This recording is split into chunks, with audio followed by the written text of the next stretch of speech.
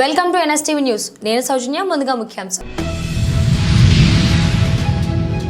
ఈ రోజు ఖమ్మం జిల్లా ముదిగొండ మండలం పోలీస్ స్టేషన్లో ఎస్ఐ అనంతరాములు చేతుల మీదుగా ఎన్ఎస్టీవీ క్యాలెండర్ ఆవిష్కరణ చేయించడం జరిగింది.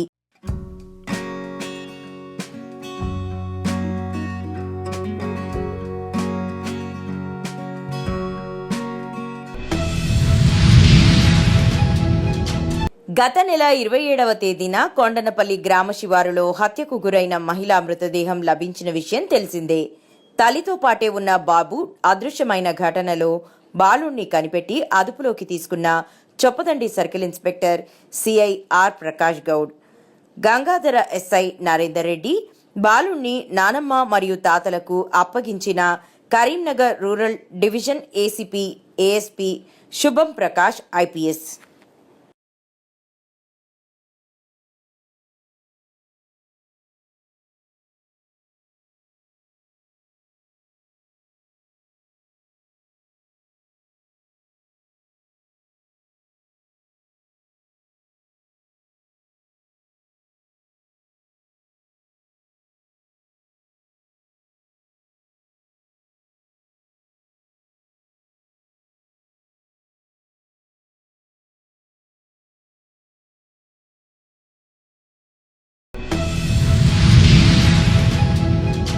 తెలంగాణ రాష్ట్ర ప్రభుత్వం చేసిన కులగణన పూర్తిగా తప్పుల తడకగా ఉందని, కులగణనలో ఎస్సీ జనాభాను తక్కువగా చూపించారని మాల సంఘాల జేఏసీ నాయకులు బేరా బాలకిషన్ అన్నారు.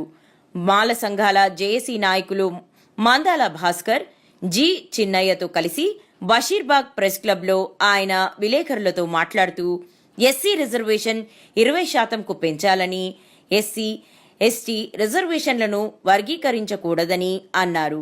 మందకృష్ణ మాదిగ మానవాదులతో చేతులు కలిపి రాష్ట్రంలో అల్లకల్లోలం సృష్టించాలని ప్రయత్నం చేస్తున్నారని మండిపడ్డారు.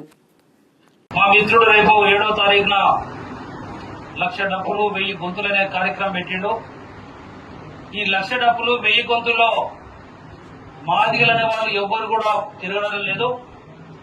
భారతీయ జనతా పార్టీ అనుబంధ సంఘాలైన ఆర్ఎస్ఎస్, బజరంగ్ దళ్, బిహెచ్పి నాయకులు మరి మొత్తం కూడా మరి మందకృష్ణకు నిధులు గాని మరి వాళ్ళ కార్యకర్తలను గాని సమీకరిస్తూ మరి మందకృష్ణ బడి తిప్పుతూ మరి మనవాదులందరూ కూడా మందకృష్ణ బడి తిరుగుతూ మరి 1000 డబ్బులు 1,00,000 డబ్బులు 1000 గొంతులు అని చెప్తా ఉన్నాడు. కానీ ఎవరు కూడా మాదిగలు తిరగడం లేదనే మాట ప్రజానికానికి ఈ సందర్భంగా మేము తెలియజేస్తా ఉన్నాం.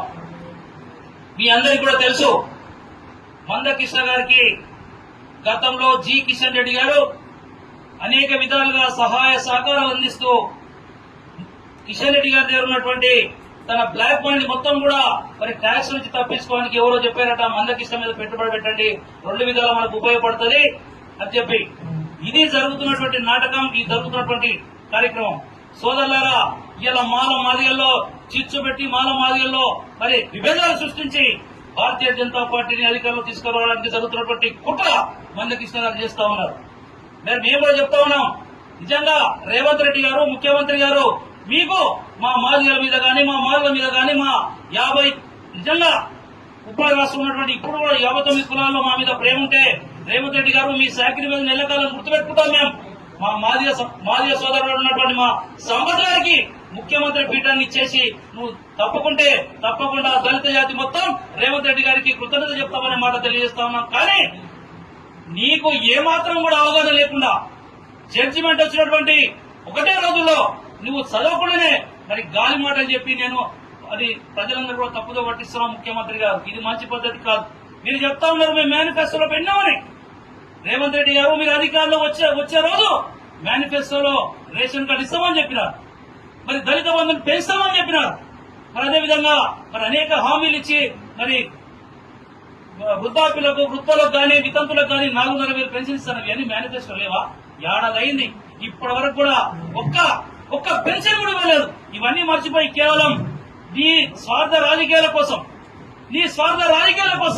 ఇలా రేవంత్ రెడ్డి గారు మెడకేసుకుని మరి దళితుల మధ్య చిచ్చు పెట్టి డ్రామాలు చేస్తున్నటువంటి ముఖ్యమంత్రి గారు, ఒకవేళ కనుక మీరు మొండిగా ఎస్సీ వర్గీకరణ రేపు అసెంబ్లీలో ప్రవేశపెడితే తప్పకుండా మీ పదవికి ముప్పు వస్తుంది. మాలను ఊరుకోరు. మరి మాల మాదిలకు న్యాయం జరిగే వరకు మేము పోరాడతాం. ఖమ్మం జిల్లా నేలకొండపల్లి మండలం మంగాపురం తండా రైతు వరిగడ్డి వాములో ఒకేసారి నిప్పులు రావడంతో గ్రామంలో యువత కలిసి ఫైర్ ఇంజిన్ కి ఫోన్ చేయడం జరిగింది. ఫైర్ సిబ్బంది సకాలంలో రావడం వల్ల తప్పిన ప్రాణాపాయం ముప్పు, ఆస్తి నష్టం.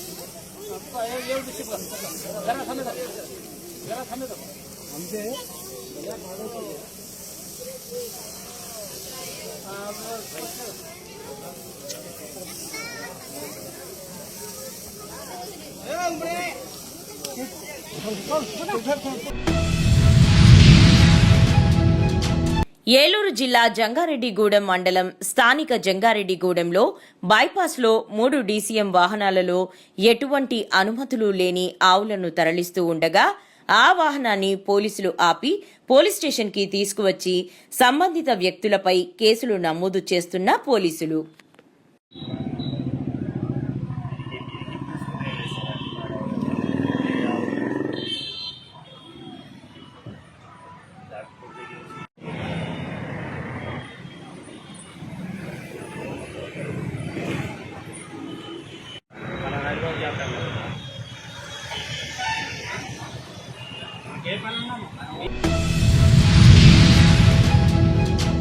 వసంత పంచమి సందర్భంగా బాసరా సరస్వతి అమ్మవారిని దర్శించుకుని ప్రత్యేక పూజలు నిర్వహించిన బీజేపీ రాష్ట్ర కార్యవర్గ సభ్యులు బోస్లే మోహన్ రావు పటేల్.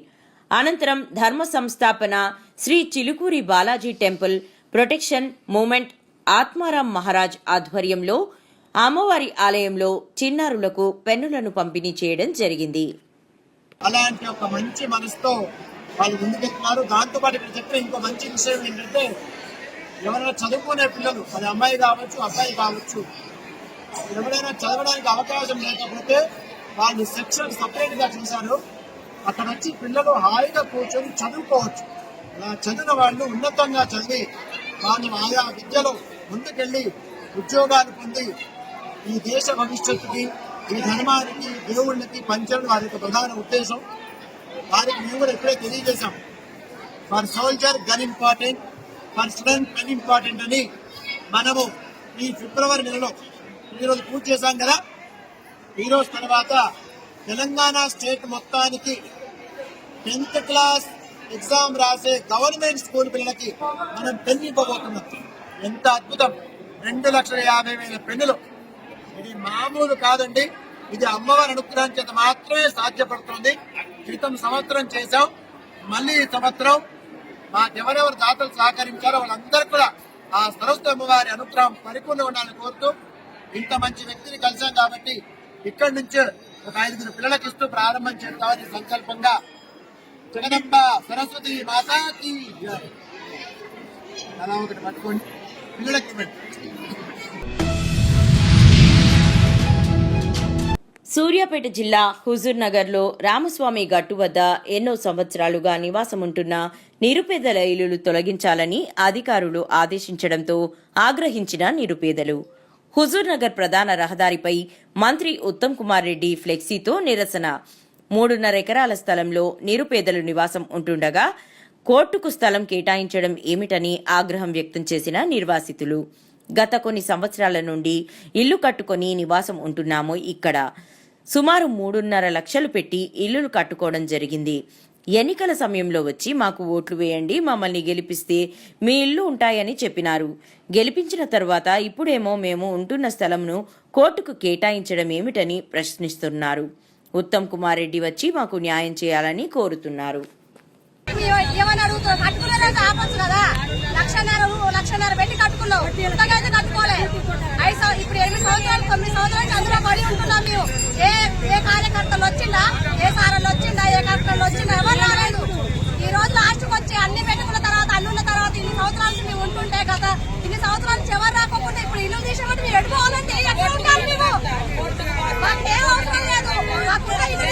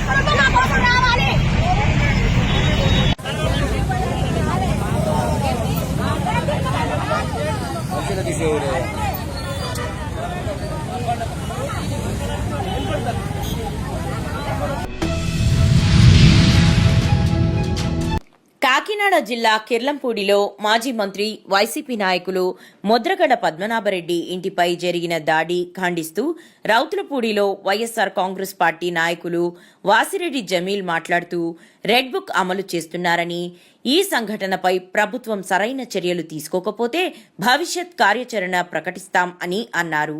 కోఆప్షన్ మెంబర్ చింతకాయల సత్యనారాయణ మూర్తి మాట్లాడుతూ ఎప్పటికీ ఈ కూటమి ప్రభుత్వమే ఉండదని, మాకు మంచి రోజులు వస్తాయి, అప్పుడు మీ ఆటలకు స్వస్తి పలికే రోజులు వస్తాయి, గుర్తుపెట్టుకోండి అని అన్నారు. సర్పంచ్ వడాల సత్యనారాయణ మాట్లాడుతూ కూటమి పాలన ఎలాంటి ఉన్మాదులను సృష్టిస్తున్నదో ఇప్పటికైనా పాలకులు గమనించుకోవాలని, తీరు మార్చుకోవాలని అన్నారు.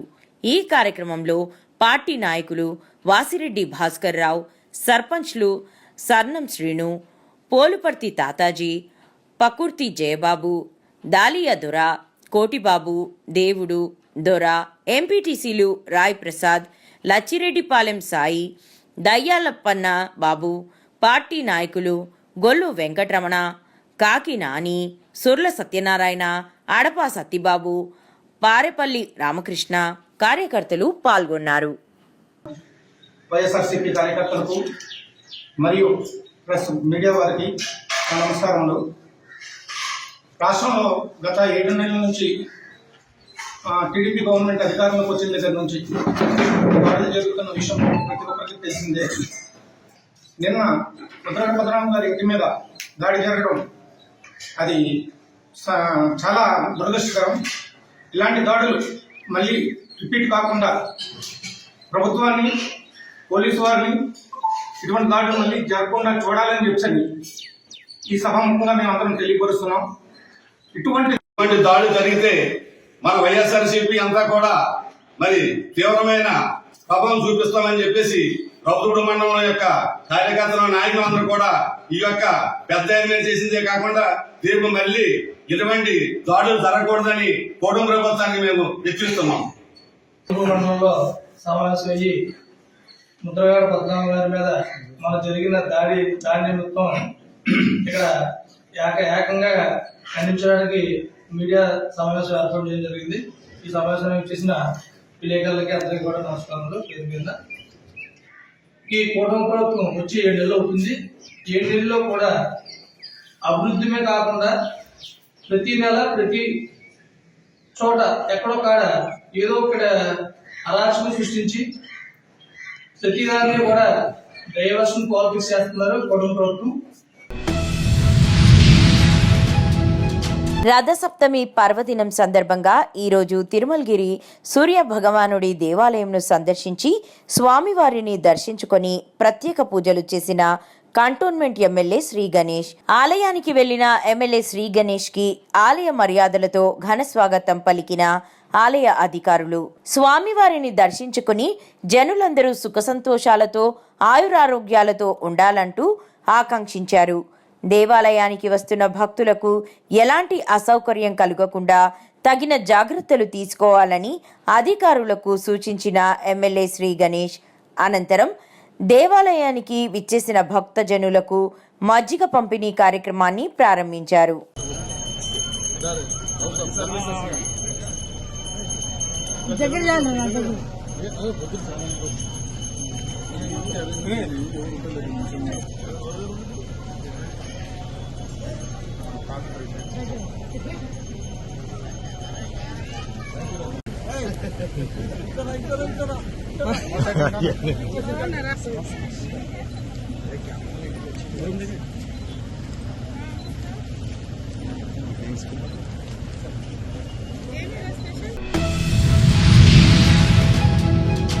రాష్ట్ర టిడ్కో చైర్మన్ వేములపాటి అజయ్ కుమార్ శ్రీకాళహస్తి పట్టణంలోని రాజీవ్ నగర్ కాలనీలోని టిడ్కో గృహాలను నియోజకవర్గ ఇన్ఛార్జ్ శ్రీమతి వినూతా కోట మరియు మున్సిపల్ కమిషనర్ టిడ్కో అధికారులతో కలిసి పరిశీలించడం జరిగింది.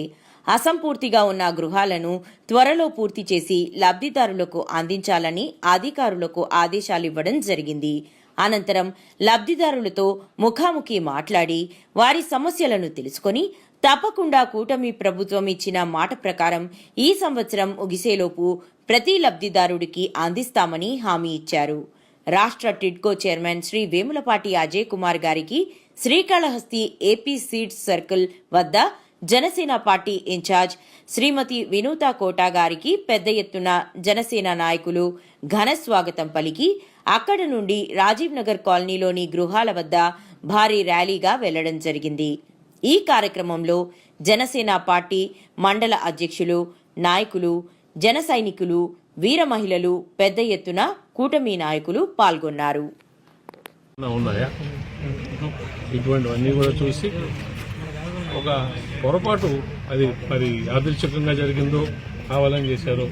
పోయినసారి గవర్నమెంట్లో ఏం చేశారంటే రిజిస్టర్ చేసి ఇళ్ళు ఇచ్చేశారు. రిజిస్టర్ చేసి ఇచ్చిన తర్వాత మీరు ఇన్ని రోజులు ఇళ్లలో ఉండాలని కానీ లేదు ఇన్ని ఏళ్ళు మీ ఇల్లు అమ్ముకోకూడదని కానీ రూల్ లేదు. సో ఒక ఫ్లాట్ దీన్ని కట్టడానికి ఇవాళ 8 నుంచి 9 లక్షలు అవుతుంది. రూపాయికి ఇచ్చేస్తున్నారు.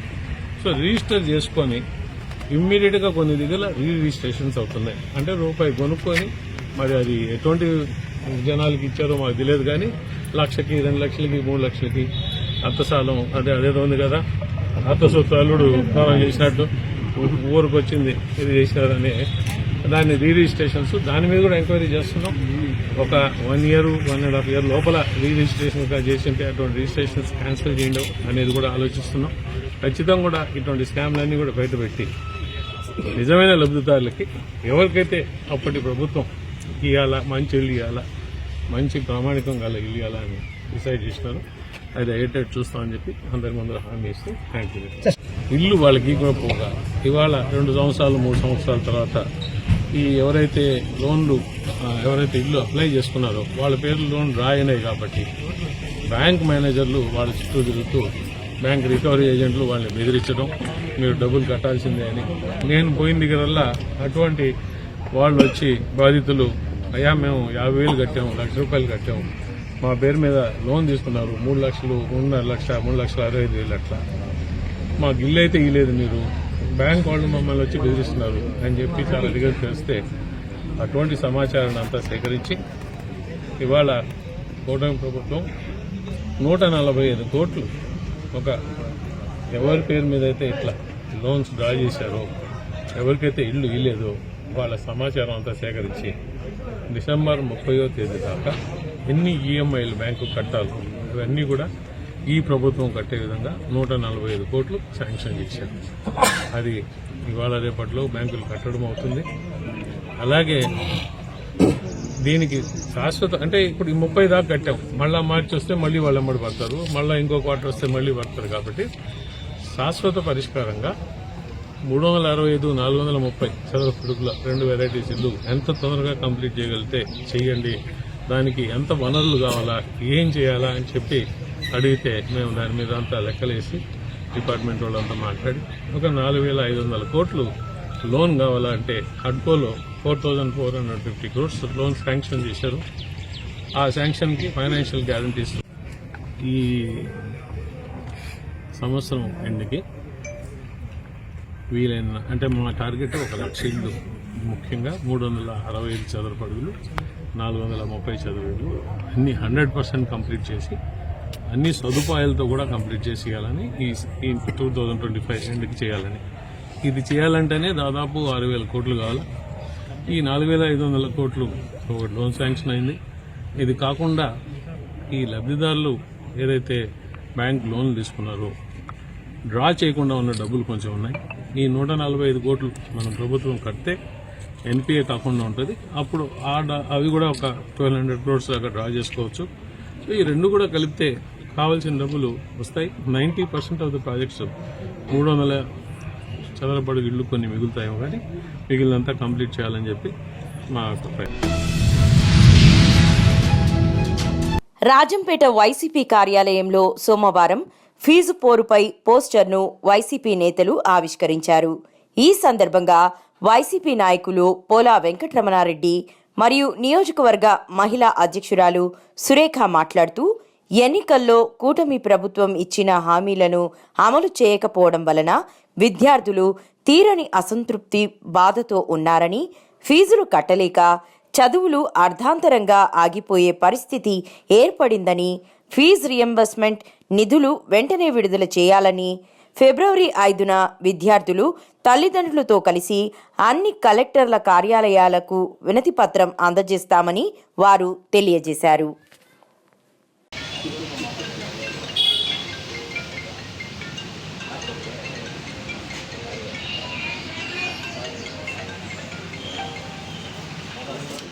నూతన ప్రభుత్వం వచ్చినప్పటి నుంచి విద్యార్థి లోకం తీరని అసంతృప్తితో ఉన్నారు, తీరని బాధలు అనుభవిస్తున్నారు. ఎందుకంటే మొదటి నుంచి కూడా గత ప్రభుత్వం ఎంత మంచిగా విద్యా విధానాలపై కాన్సన్ట్రేట్ చేసి ఎంత మంచిగా తీసుకుపోయిందో దానికి అగైనెస్ట్గా ఈ ప్రభుత్వం ఏం చేసినా కూడా విద్యార్థులకు డ్యామేజ్ జరిగే ప్రయత్నాలే జరుగుతున్నాయి తప్ప వాళ్ళని మంచిగా తీసుకొచ్చి వాళ్ళకు అన్ని రకాల వాళ్ళ చేయూతనిచ్చి సహకారం ఇవ్వాలనేటువంటి విద్యార్థులకు కనపడడం లేదు. వాళ్ళకి ఇవ్వాల్సినటువంటి బకాయిలన్నీ తక్షణం చెల్లించాలి. లేని ఎడల విద్యార్థులు తీవ్రంగా నష్టపోతారు. వాళ్ళపైన విద్యాసంస్థల నుంచి ప్రెషర్ ఎక్కువ అవుతుంది. కాబట్టి ఈ ప్రభుత్వం తక్షణమే స్పందించి ప్రభుత్వం ఎవరెవరికి ఏమేమి ఇవ్వాలో ఆ విద్యార్థుల లోకానికి ఇవ్వాల్సినటువంటి బకాయిలన్నీ చెల్లించాలని మరీ కోరుకుంటూ ఈ ఉద్యమం ఏకప్రదం కావాలని, ప్రభుత్వానికి కనువిప్పు కావాలని, విద్యార్థులందరూ బెనిఫిషియర్స్ కావాలని కోరుకుంటూ ఈ అవకాశం ఇచ్చినందుకు ధన్యవాదాలు తెలుపుతున్నాను. Thank you so much. మా పార్టీ అధినేత వైఎస్ జగన్మోహన్ రెడ్డి గారి ఆదేశాల మేరకు రాష్ట్ర వ్యాప్తంగా ఫిబ్రవరి 5వ తేదీన ప్రతి కలెక్టరేట్ని విద్యార్థులు, పార్టీ నేతలు, అలానే కార్యకర్తలు, ప్రజలు అందరూ కూడా ముట్టడించి అందరికీ కలెక్టర్ గారికి వినతి పత్రాలు అందజేయాలి అని చెప్పి మా పార్టీ అధినేత వైఎస్ జగన్మోహన్ రెడ్డి గారు ఆదేశించడం జరిగింది. మన చంద్రబాబు నాయుడు గారు అధికారంలోకి వచ్చిన తర్వాత ఏమి చేసింది లేదు ప్రజలకు. ఎందుకంటే గతంలో మనం చూసాం 2014 ఎన్నికల్లోనైతేనేమి, అంతకుముందు ఎన్నికల్లోనైతేనేమి, ఏదైతే మేనిఫెస్టో తీసుకొని వస్తాడో అది కేవలం ఇంటర్నెట్కి మాత్రమే పరిమితం చేస్తారు. అది ప్రజలకి ఏనాడు కూడా అందించింది లేదు. చంద్రబాబు నాయుడు గారి సంగతి మనందరికీ తెలిసిన విషయమే. కానీ ఈసారి ఆయన చెప్పిన మాట ఖచ్చితంగా నిలబెట్టుకోవాలి. ఎందుకంటే గతంలో జగన్మోహన్ రెడ్డి గారు ఇచ్చిన మేనిఫెస్టో ప్రకారం 100% మేమంతా కూడా అమలు చేసి ప్రజల దగ్గర మంచి పేరు తెచ్చుకోవడం జరిగింది. చిర్లంపూడి మండలం బూరుగుపూడి గ్రామంలో వేంచేసి ఉన్న శ్రీ అభయాంజనేయ స్వామి 39వ వార్షికోత్సవ మహోత్సవాలు 40 లక్షల రూపాయలతో ఘనంగా ఏర్పాట్లు నిర్వహిస్తున్నట్లు ఆలయ నిర్మాణ ధర్మకర్త ఉత్సవ కమిటీ చైర్మన్ కర్ణాకుల పెదకాపు తెలిపారు. ఏర్పాట్లను కమిటీ సభ్యులతో కలిసి దగ్గరుండి పర్యవేక్షించారు. ఈ సందర్భంగా పెదకాపు మాట్లాడుతూ 39వ వార్షికోత్సవం సందర్భంగా స్వామివారి ఉత్సవ వేడుకలు రథసప్తమి నుండి 8వ తేదీ వరకు జరగనున్నాయని, 8వ తేదీన అంగరంగ వైభవంగా వివిధ సంస్కృత సాంఘిక కార్యక్రమాలు, ఎగ్జిబిషన్ కార్యక్రమంతో పాటు భారీ బాణాసంచాతో విద్యుత్ దీపాలంకరణతో స్వామివారి ఉత్సవాలను నిర్వహించడం జరుగుతుందని ఆయన తెలిపారు.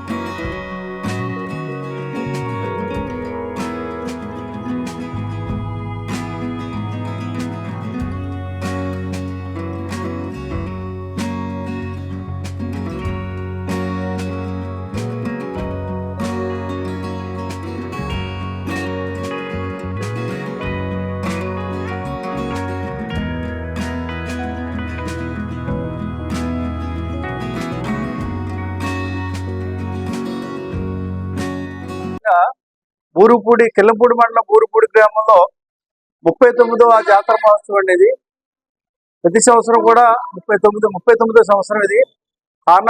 కారణాంతరాల వల్ల మహాజాతర 2-3 సంవత్సరాలు పెట్టలేకపోయాం. అయితే ఈ సంవత్సరం కొంచెం మనకి వాతావరణం అనుకూలంగా ఉంది, పరిస్థితి ప్రభావం కూడా ఉంది కాబట్టి భారీ ఏర్పాట్లతో సుమారు 40 లక్షల రూపాయల ఖర్చుతో రథసప్తమి నుండి భీష్మ ఏకాదశి వరకు 5 రోజుల పాటు ఇక్కడ కార్యక్రమాలు జరుగుతాయండి. రథసప్తమి అంటే రేపటి నుంచి ప్రతిరోజు కూడా 4, 5, 6 తారీఖుల్లో హరికథా కాలక్షేపాలు ఉంటాయండి. మరి రేడియో ఆర్టిస్టులు, టీవీ ఆర్టిస్టులతో హరికథా కాలక్షేపం ఉంటుంది గుడి ప్రాంగణంలో. అలాగే 7వ తారీఖున స్వామివారి ఊరేగింపు కార్యక్రమం ఉంటుంది. గురుకుల ఉమ్మడి ప్రవేశ ప్రకటన అప్లికేషన్ చివరి తేదీ ఈ నెల 1 నుండి 6వ తేదీ వరకు పొడిగించడం జరిగిందని అంబేద్కర్ యువజన సంఘం జిల్లా అధ్యక్షుడు బత్తుల రంజిత్ తెలిపారు. తెలంగాణ రాష్ట్రంలోని సాంఘిక సంక్షేమ గురుకుల పాఠశాలలు, అదేవిధంగా ట్రైబల్ వెల్ఫేర్స్, అదేవిధంగా మహాత్మా జ్యోతిరావులకు సంబంధించినటువంటి గురుకుల పాఠశాల 5వ తరగతి ప్రవేశ ప్రకటన చివరి తేదీ, అప్లికేషన్ చివరి తేదీ ఫిబ్రవరి 1వ తారీఖు నుంచి ఈ నెల ఫిబ్రవరి 6వ తారీఖు వరకు ఈ తెలంగాణ రాష్ట్ర ప్రభుత్వం పెంచడం జరిగింది. కాబట్టి నిర్మల్ జిల్లాలో ఉన్నటువంటి 5వ తరగతి విద్యార్థుల తల్లిదండ్రులు ఎవరైతే ఉన్నారో వారందరూ కూడా వారి పిల్లల కొరకు తప్పకుండా ఈ గురుకుల ఉమ్మడి నోటిఫికేషన్కి సంబంధించిన గడువు తేదీ పెరిగింది కాబట్టి ఎవరైతే ఇప్పటి వరకు అప్లై చేసుకుని వాళ్ళు ఎవరైతే ఉంటారో వాళ్ళు తప్పకుండా ఈ గురుకుల ఉమ్మడి ప్రవేశ ప్రకటనను సద్వినియోగం చేసుకొని 6వ తేదీ వరకు పెంచబడింది కాబట్టి ఆ 6వ తేదీలోపు విద్యార్థుల యొక్క కుల ధృవీకరణ పత్రం, అదేవిధంగా ఆదాయ ధృవీకరణ పత్రం, అదేవిధంగా ఆధార్ కార్డు, బర్త్ సర్టిఫికేట్ లేని వారు బోనాఫైడ్తో ఒక ఫోటో ద్వారా 5వ తరగతి గురుకుల ప్రవేశ ప్రకటనను అందరూ కూడా సద్వినియోగం చేసుకోవాల్సిందిగా తెలంగాణ రాష్ట్ర అంబేద్కర్ యువజన సంఘం తరఫున నిర్మల్ జిల్లా పక్షాన నిర్మల్లో ఉన్నటువంటి ప్రతి ఒక్కరికి తెలియజేసుకుంటున్నాము. మోటారు వాహన రంగంలో విశేష గుర్తింపు కలిగి ప్రతి ఒక్కరి చేత ఆదరింపబడుతున్న టీవీఎస్ సంస్థకు చెందిన మరో నూతన షోరూంను ప్రారంభించడాన్ని స్వాగతిస్తున్నామని TVS motor company GM Kendraj Joshi, senior auditor Hasim ఖాన్లు తెలిపారు. సోమవారం కడప నగరంలో నూతనంగా ఎన్టీఆర్ టీవీఎస్ పేరుతో ఏర్పాటు చేసిన నూతన షోరూంను వారు ప్రారంభించి మాట్లాడారు. ద్విచక్ర వాహన రంగంలో టీవీఎస్ సంస్థ ఇప్పటికే తన ప్రత్యేకతను నిరూపించుకుందన్నారు.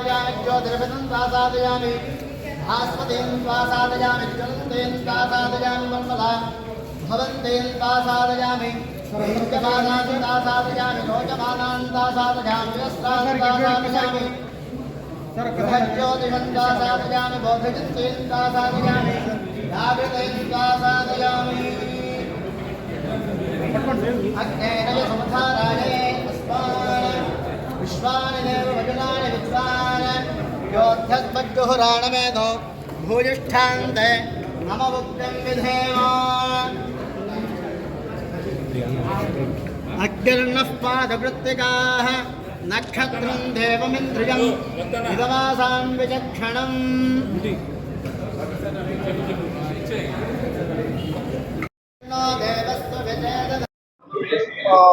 Hearty congratulations to Mr. Veneshwar Reddy on the inauguration of MTR TVS today in Kadapa.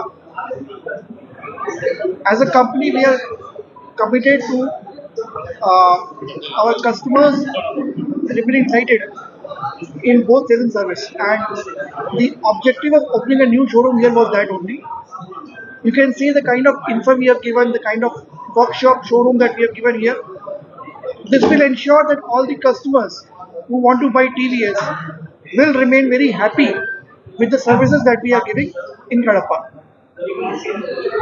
We have the best range of products. TVS is the only company that manufactures product range across moped, motorcycle, EV and scooters, and we get customers from all sections of society. And it is very important for us to remain alive to customer expectations in terms of network. And with the inauguration of MTR TVS Kadapa, we are confident that more and more customers will join TVS family across our product ranges.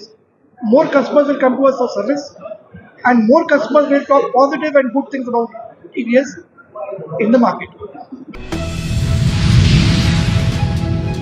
Karimnagar జిల్లా బీరప్పగుడిని ధ్వంసం చేసిన వారిని రామడుగు మండల్ కొక్కిరికుంట గ్రామ కులదైవమైన Beerappa temple ధ్వంసం చేసినందుకు పోలీసులు వారిని పట్టుకోవడం జరిగింది. గ్రామ ప్రజలు మరియు మేకల ప్రభాకర్ యాదవ్, నాగం సంపత్ కుమార్, వేముండ్ల కానుకయ్య, జిల్లా కడారి ఐలయ్య, కరేరాజు, ఎలుకపల్లి లచ్చయ్య, కూరగట్టయ్య, కెంచా శేఖర్, చిగుళ్ల శ్రీనివాస్, ఎల్లమల నరసింహరాజు, వేముండ్ల కుమార్, దయ్యాల రాజ్ కుమార్, కుర్మ సంఘం నాయకులు ఉన్నారు. మా పేరు రాయమాల్. అయితే మా ఆయన్ని అడిగిన, మా తాత పెట్టిందే దేవుడు అని అన్నాడు. మరి ఇట్లా కాపులు ఇట్లా అంటే అవారికి మా అయ్యలు ఇట్లా అప్పుడు ఏదో దానికి పట్టుకుంటే బొర్రగాశానికి 10 గుంటల భూమి ఇచ్చారు. అయితే ఇక దేవుని ఉందని చెప్పి మాకు వాళ్ళు రీటైల్ చేసుకోలేదు అని అన్నాడు మా అయ్య అన్నాడు కాబట్టి ఒకటి. అప్పుడు గుడి కింద ఇచ్చారా? గొర్రెగాశానికి ఇక గుడి కింద 10 గుంటల భూమి ఇచ్చారు. అప్పుడు కాగితం రాయలేదు, గుడి రాయలేదు. దేవుని పేరు ఇస్తున్నాం మేము ఆశపడతామని కూడా అన్నారు. నాయకులు కూడా అన్నారు. ఎవరు ఇచ్చిన వాళ్ళు ఎవరు? తాగుతో కంటయ్య ఎందుకంటే ఎవరో కానీ వాళ్ళ గొర్రెగా చెప్పి ఇచ్చారు పెద్దలు. అప్పుడు పెద్దలు ఇచ్చారు ఇక్కడ పెద్దలు. ఇప్పుడు ఇక్కడ వచ్చే వాళ్ళు కూడా కొట్టిన మరి ఇప్పుడు కొట్టిన వాళ్ళు తమిళ రామిరెడ్డి కొడుకు లింగారెడ్డి. మేము ఆ పెద్దల వాళ్ళ కొడుకులా? వాళ్ళ కొడుకు. ఎన్ని సంవత్సరాల కింద నుంచి? ఏంటిది 100-120 సంవత్సరాలు మాకు తెలియదు. గుడి కట్టి ఎన్ని సంవత్సరాలు అవుతాయి? ఈ గుడి కట్టి 100 దాటింది సార్. 100 సంవత్సరాల నుంచి. మాకెరకలే గుడి కట్టింది కూడా. మరి ఎందుకు గుల కొట్టాల్సి వచ్చింది? మరి భూమి నాది, మాళ్ళకి లేదు ఎల్లూరు అంటారు. ఇప్పుడు అంటే మేము కట్టలేదు, మేము తీసేదాన్ని మేము అంటాను. ఇదే లొల్లి. మరి మీకు కుల కొట్టేటప్పుడు మీకు ఎవరికి చెప్పలేదా? మాకైతే చెప్పినాక నేను నచ్చిన 4 మాకు ఏర్పాటు వస్తే దండ పెట్టి కాలు ఎవరబడ్డా కానీ ఆపలేదు చూసేసి పని చేసిండి లింగారెడ్డి సార్. అరే ఆగలేదు సార్ అని ఆగతాను కాలే పీకేసారి కదా చెట్టు కొట్టేస్తారు ఇప్పుడు అన్నాడు. నేను లేవాడన్నా నాతో అన్నాడు. మీకు ఒక్కరి కుంటలు ఎన్ని కుటుంబాలు ఉంటాయి? మీ 50 కుటుంబాలు. మా కుటుంబాలు 50 కుటుంబాలకు. గత 100 సంవత్సరాల నుంచి ఉన్నది టెంపుల్. ఇప్పుడు ఏం కోరుకుంటారు మీరు? 100 సంవత్సరాలు ఇవ్వలేరు మేము. మా ఎప్పుడు ఆడవాయి తాతలే. పిల్లలపై జరుగుతున్న అత్యాచారాలను అరికట్టేందుకు ప్రతి విద్యాసంస్థలో చైల్డ్ ప్రొటెక్షన్ ఆఫీసర్ను నియమించాలని జిల్లా కలెక్టర్ ఆశీష్ సాంగ్వాన్ అన్నారు. మంగళవారం కలెక్టరేట్ సమావేశ మందిరంలో రెసిడెన్షియల్ పాఠశాలల ప్రిన్సిపల్కు పోక్సో చట్టంపై ఒకరోజు ఓరియంటేషన్ కార్యక్రమాన్ని నిర్వహించారు. ఈ సందర్భంగా కలెక్టర్ మాట్లాడుతూ చిన్నపిల్లలపై జరుగుతున్న లైంగిక వేధింపులను అరికట్టేందుకు ప్రతి పాఠశాలలో చైల్డ్ ప్రొటెక్షన్ అధికారిని నియమించాలని, పోక్సో చట్టంపై పూర్తి అవగాహన కలిగి ఉండాలని తెలియజేశారు.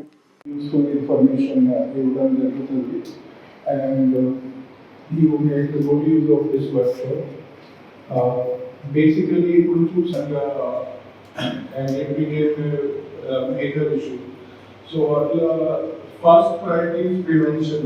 So prevention of this abuse. So really your role is very important.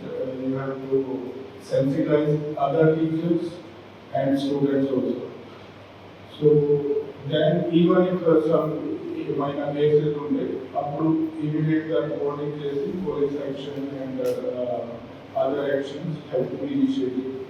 So we thank SP Madam not face any kind of issue. So reporting is also important. First is prevention, then reporting if any cases are not prevented. Because if report check problem is also abuse, sexual abuse, other physical, emotional abuse. So only to pretty sensitize here. So as child protection officer, we call the tendency you have to sensitize other teachers in your institution. ఈ కార్యక్రమంలో ముఖ్య అతిథిగా ACP Krishna, CI Praveen Kumar, Sarayya Goud, ex MPP మరియు అతిథులుగా మస్రత్, సుభాన్, శ్రీమాన్, ఇమ్రాన్, ఆదిల్, నదీం పాల్గొన్నారు. ఈ సందర్భంగా ACP Krishna విద్యార్థులను ఉద్దేశించి ఈ రోజుల్లో తీసుకోవాల్సిన ఆహారం గురించి, ఆహార పద్ధతుల గురించి తెలియజేశారు. మరియు పాఠశాల సీఈఓ తహబిలల్ సమతుల్య ఆహారం ఇచ్చే బాధ్యత, వారి ఆరోగ్యం పట్ల తల్లిదండ్రులు పాత్ర గురించి వివరించారు. ఈ కార్యక్రమంలో నర్సరీ నుండి 10వ తరగతి వరకు డిజిటల్ క్లాస్ రూమ్స్ ప్రారంభించారు.